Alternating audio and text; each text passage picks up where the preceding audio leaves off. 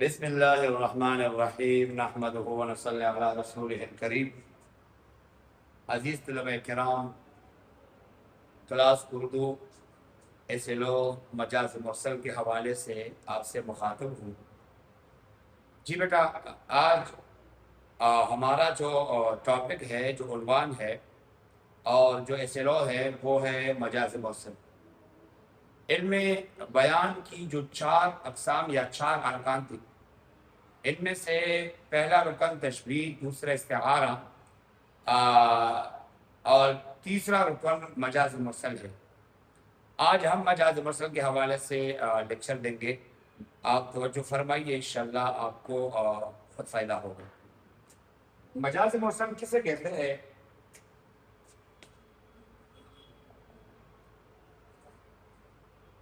پہلے آپ سمجھے، پھر بورڈ کی طرف توجہ فرمائیں۔ مجاز مرسل کوئی لفظ اپنے حقیقی معنی کی بجائے مجازی معنی میں استعمال ہوا ہو، اور حقیقی اور مجازی معنی دونوں میں تشبیہ کے علاوہ کوئی اور تعلق ہو۔ پہلے تو آپ یہ سمجھیں کہ حقیقی معنی کسے کہتے ہیں۔ حقیقی معنی کسی لفظ کا وہ معنی ہوتا ہے جس کے لیے اہل زبان نے وہ لفظ مقرر کیا ہو یا خاص کیا ہو، تو وہ معنی اس لفظ کا حقیقی معنی کہلاتا ہے۔ اور مجازی معنی وہ معنی کسی لفظ کو اس معنی کے غیر میں استعمال کرنا جس معنی کے لیے لفظ مقرر کیا گیا ہو، تو یہ اس لفظ کا مجازی معنی ہوتا ہے۔ اور جب آپ کسی لفظ کا حقیقی معنی چھوڑ دیتا ہے اور اس کا مجازی معنی مراد لیتے ہیں، تو حقیقت اور مجاز دونوں میں ضرور کوئی تعلق ہوگا، کوئی نسبت ہوگا۔ اس نسبت اور تعلق کی وجہ سے آپ حقیقت کو چھوڑ کر مجاز کو اختیار کر لیتے ہیں۔ اور اگر کوئی تعلق نہ ہو، کوئی نسبت نہ ہو، تو آپ پھر کسی لفظ کا حقیقی معنی چھوڑ کر مجازی معنی مراد نہیں لے سکتے۔ تو دیکھیے بیٹا، اگر حقیقت اور مجاز کے درمیان تعلق تشبیہ کا ہو تو یا تو وہ استعارہ ہوتا ہے یا تشبیہ ہوتا ہے، لیکن اگر تشبیہ کے علاوہ کوئی اور تعلق ہو تو اس کو مجاز مرسل کہا جاتا ہے۔ آپ بورڈ کی طرف توجہ فرمائیے۔ جب کوئی لفظ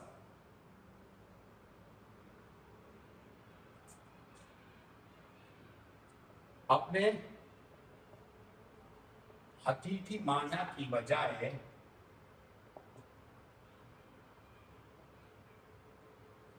مجازی معنی میں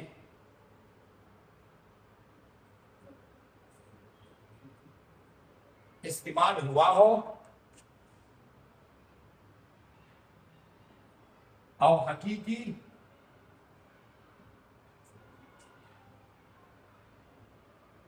اور مجازی معنی دونوں میں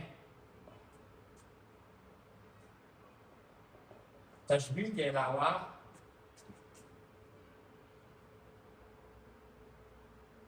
کوئی اور تعلق ہو تو مجاز مرسل کہلاتا ہے۔ جی بیٹا، کوئی لفظ اپنے حقیقی معنی کی بجائے مجازی معنی میں استعمال ہوا ہو اور حقیقی اور مجازی معنی دونوں میں تشبیہ کے علاوہ کوئی اور تعلق ہو تو اس کو کہتے ہیں مجاز مرسل۔ اب حقیقت اور مجاز میں جو تعلق ہے تشبیہ کے علاوہ، تو تقریباً 24 علاقے ہیں، 24 طرح تعلقات ہیں، لیکن جو چند اہم مشہور پائے جاتے ہیں ہم انہی پر بحث کرتے ہیں اور بات کرتے ہیں۔ وہ تعلق جو حقیقت اور مجاز میں تشبیہ کے علاوہ پایا جاتا ہو، مثلا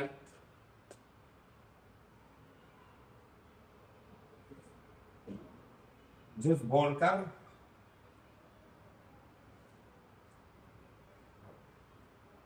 کل مراد لینا، جز بول کر کل مراد لینا۔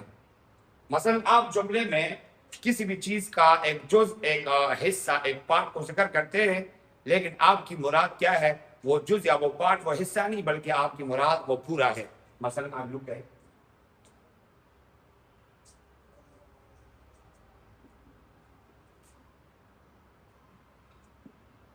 مجھے اپنا منہ مت دکھا،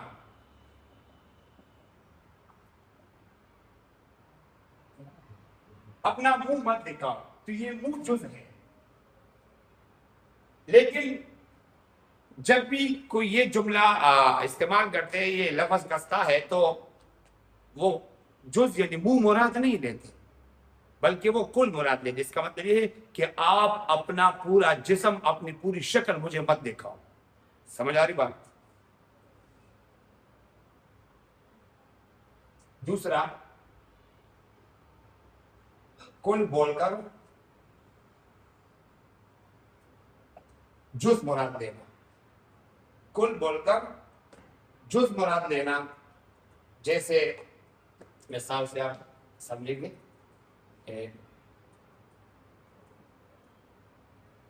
احمد پشاور میں رہتا ہے.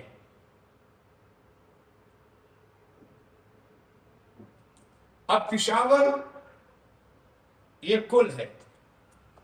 احمد پورے سے پشاور میں نہیں رہتے، بلکہ پشاور کے ایک خاص گاؤں اور گاؤں کے ایک محلے میں، محلے کے ایک گھر میں، ایک کونے میں رہتا ہے، وہ جو کہ جز ہے پورے پشاور کا. لیکن جملہ کیا بولا جاتا ہے؟ احمد پشاور میں رہتا ہے. تیسرا،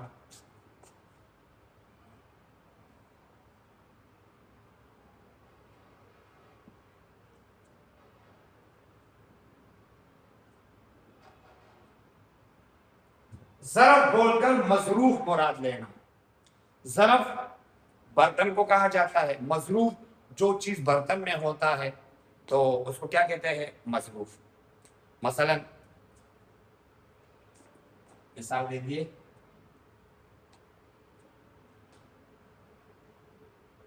احمد نے ساری پلیٹ کاٹ دیا.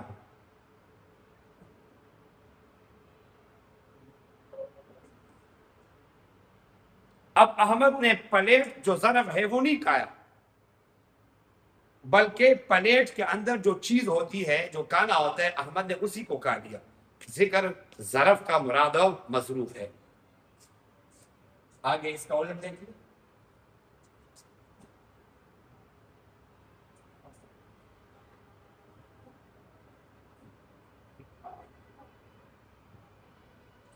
مظروف بول کر ظرف مراد لینا.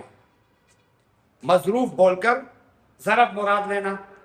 مثلا آپ کسی خادم کو یا نوکر سے کہے کہ یہ شربت میز پر رکھ دے. شربت رکھ، جیسے شربت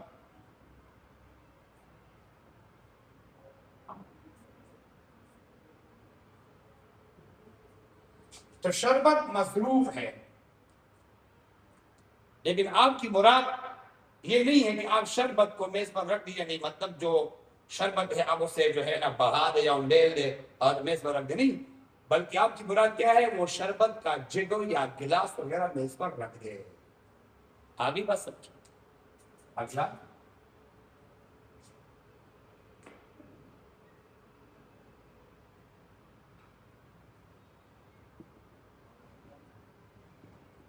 سبب بول کر مسبب مراد لینا. ایک ہوتا ہے کسی چیز کا ذریعہ، کوئی چیز کی وجہ، اور ایک ہوتا ہے وہ چیز. جو ذریعہ وسیلہ ہوتا ہے اس کو سبب کہتے ہیں، اور جو آپ کو مقصود تک صحیح کراتا ہے آپ کا، اور جو چیز ہوتی ہے، جو مقصد ہوتا ہے، اس کو مسبب کہا جاتا ہے.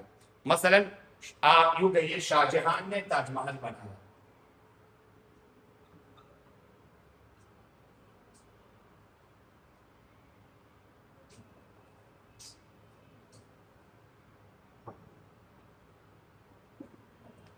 اب شاہ جہاں یہ سبب ہے. تاج محل اس نے خود اوزار تعمیر اٹھا کر اور خود کڑا ہوا مستری کی جگہ پر خود تعمیر کرائی نہیں. اس نے حکم دیا، شاہ جہان سبب تھا اس تاج محل کے بنانے کا. تو یہاں ذکر شاہ جہان جو کہ سبب ہے، مراد کیا ہے؟ مسبب وہ محل ہے. سمجھ آ رہی بات؟ یا 6 نمبر، مسبب بول کر سبب مراد لے لیں. मुसब्बब बोलकर सबब मुराद लेना, जैसे चूल्हे के नीचे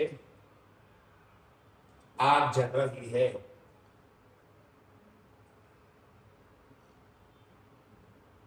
तो देखिए आग जलती नहीं है, ईंधन जलता है। आग जलती नहीं है बल्कि ईंधन जलता है, तो आग मुसब्बब है। अब ये वाला चीज आग जलती नहीं है बल्कि इससे मुराद सबब यानी ईंधन है, वो जल रहा है, तो जिक्र मुसब्बब मुराद सबब। इसी तरह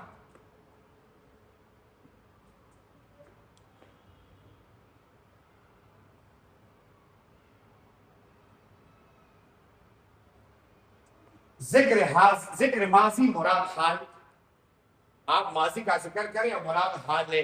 मसलन आप किसी रिटायर मेजर को जो रिटायरमेंट ले चुका है, रिटायर हो चुका है, और आप इसी को रिटायरमेंट के बाद भी मेजर कहकर पुकारे, जैसे मेजर इधर आओ, मेजर इधर आओ, हालांकि वो मेजर रह चुका है माजी में, लेकिन आपकी मुराद माजी का मुराद नहीं बल्कि आपकी मुराद हाल है कि अभी आप आ जाए। जैसे किसी मेजर को मेजर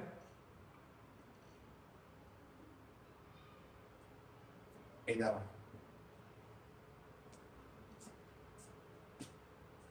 इस 7 नंबर या 8 नंबर, आप मुस्तकबिल बोलकर हाल को मुराद दें। मुस्तकबिल बोलकर जिक्र मुस्तकबिल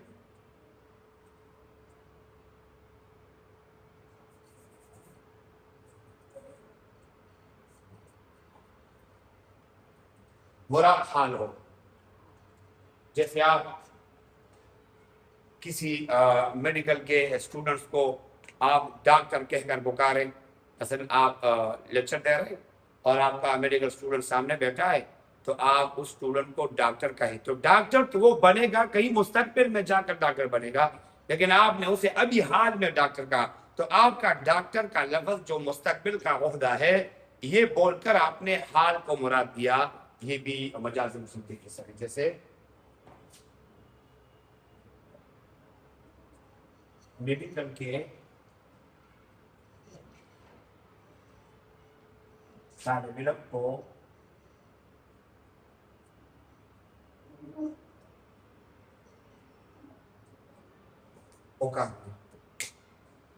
जी बेटा, ये मजाज़ मुरसल के चंद इलाके थे जो मशहूर है और आपने सुना भी, समझा भी, उम्मीद है समझा भी होगी। इसके अलावा भी दीगर इलाके भी है, लेकिन मुख्तलिफ हाल की मुनासबत से आप इन्हीं इलाकों की रोशनी में मजाज़ मुरसल की तारीफ को समझिए। वाह।